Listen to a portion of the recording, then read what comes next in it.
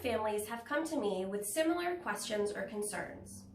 The first of those questions or concerns deals with how and what can I use to keep my child engaged for an extended period of time?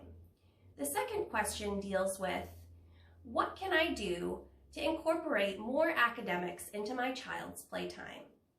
I'm going to answer both of those questions with the suggestion of creating a loose parts tray.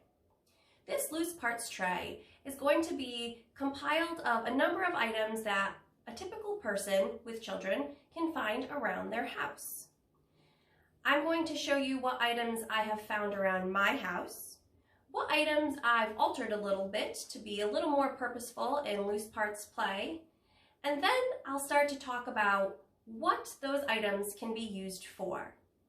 The beautiful thing about loose parts is that you are presenting your child with an opportunity for endless, open-ended play. This is going to help them grow cognitively and explore problem solving and other executive function skills. The other benefit of a loose parts tray is that you can utilize it to present them with a number of more academic experiences, especially those around literacy and numeracy. So let me show you what items I found around my home and provide some suggestions with how you can use them. This is the loose parts tray that I created immediately after setting up a classroom in my dining room. I used a serving tray and I used sturdy bowls because I knew that this was going to be a more permanent item in my classroom. For this tray, I filled the bowls with some square block-like pieces, change. I included all different coins, some screws and the plastic sinkers that go around the screws, Q-tips, red paper clips. Remember this, we're going to come back to this later. And some stones. These are stones that I collected outside off of my patio. These are stones that I bought at the dollar store. This is another assortment of items that I found around my house. As I explain each one, I'll also give you some alternatives.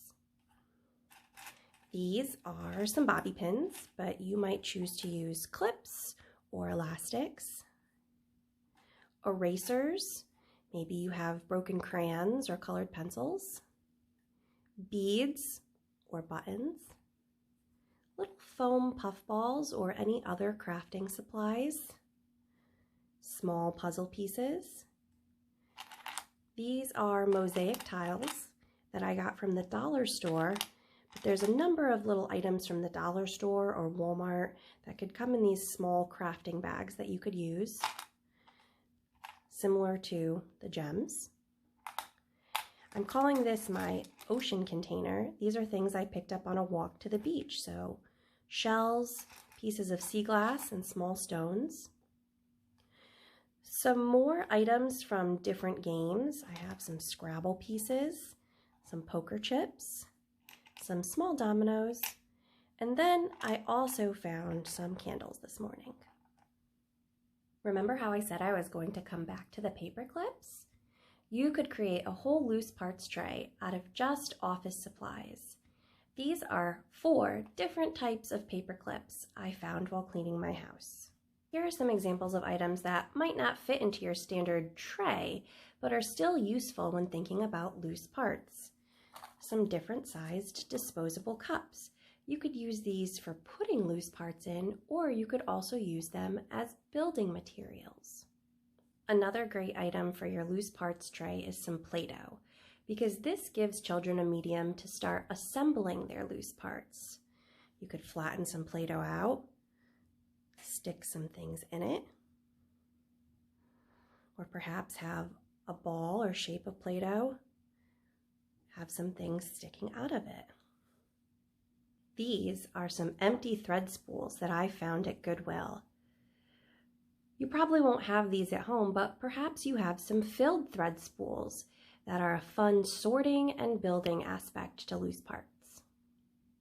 Here are some examples of some items that you and your child can modify a little bit to be more successful pieces of loose parts. For example, if you have some fabric, either fabric squares like this, or even just some old t-shirts, you can cut that fabric into strips or squares.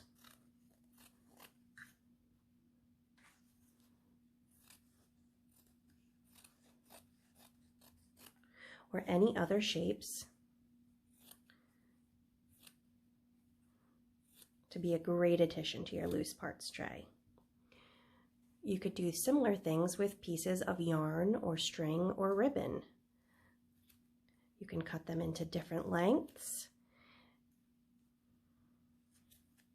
Use some different colors, explore different types of yarn or fabric or string. These are some paint chip samples that I got from Home Depot. You can choose to cut these into strips or squares,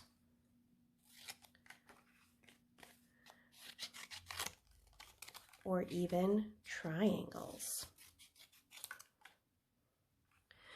Or if you have a hole punch at your house,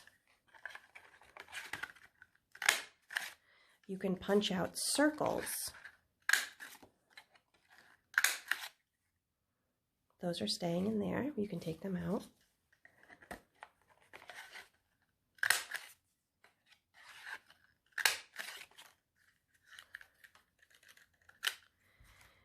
And then something fun you can do is you can go put the circles either back in the same color, or you can start to put the circles in different colors.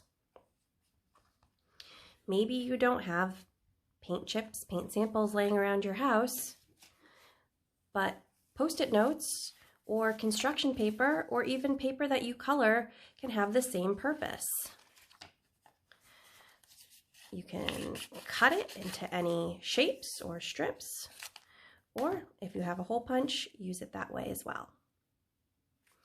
Another thing that you can use is toilet paper tubes. Perhaps you're going to choose to cut them into little circles, or you could cut them in half and use them as little slides for things to roll down. Maybe you have marbles or beads that you're going to roll across, transport, things like that. Mealtime can also be a time for loose parts. Put different types of food into some cupcake liners and encourage your child to create or sort or count using the different types of food. By helping to create a loose parts tray with your child, you're giving them an opportunity for endless, open-ended play. From this open-ended play, it's not uncommon for more academic skills to emerge, such as counting, sorting, ordering, engineering, and more. I hope that this video was helpful in gaining an understanding of loose parts, what items in your home could be loose parts, and also all the play-based benefits of having loose parts trays at home.